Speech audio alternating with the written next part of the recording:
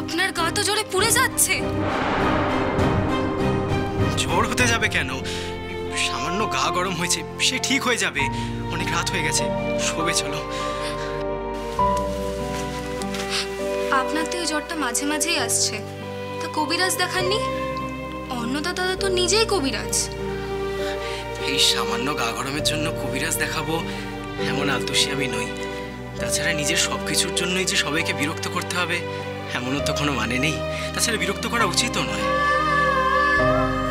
এতদিন আপনার নিজের বলে কেউ ছিল না, এখন থেকে আমি আছি, আপনি আমাকে বিরক্ত করবেন? আচ্ছা আচ্ছা, হয়েছে হয়েছে। কটা বাজে দেখেছো? সবাই তো এতক্ষণে ঘুমিয়ে পড়েছে। তুমি আর আমার জ্বর নিয়ে হইচই বাঁধিও না। সারাদিন সবার উপরে অনেক ধকল গেছে, তুমি চুপ করে ঘুমিয়ে পড়ো।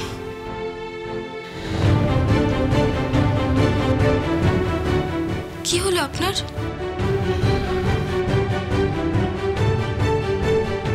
সচিন বাবু, আপনার কি হলো? সচিন বাবু, আপনার কি হলো?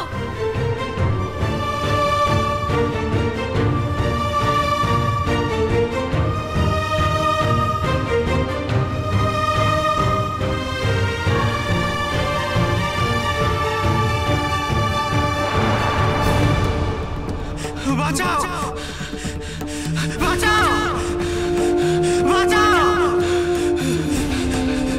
বাঁচাও!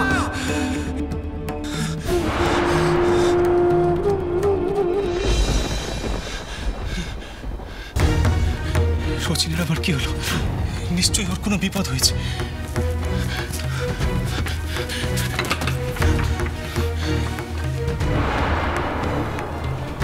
আজ তো সচিনের ফুল সজ্জা। না না, উঠ বলতে ওর ঘরে যাওয়াটা ঠিক হবে না। আর কিছু হলে তো ও নিশ্চয়ই ডাকতো।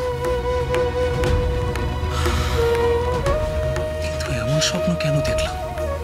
কি ভয়ঙ্কর!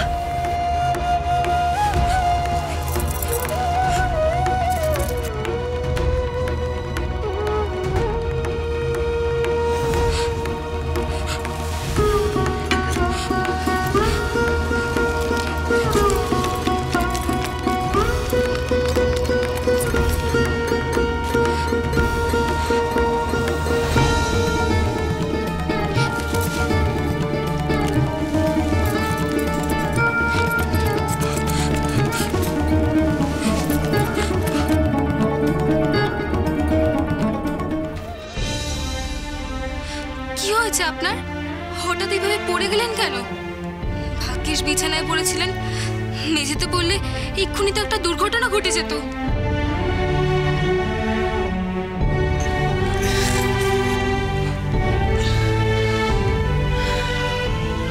তেমন কিছু না, মাথাটা একটু ঘুরে গেছিল আর কি।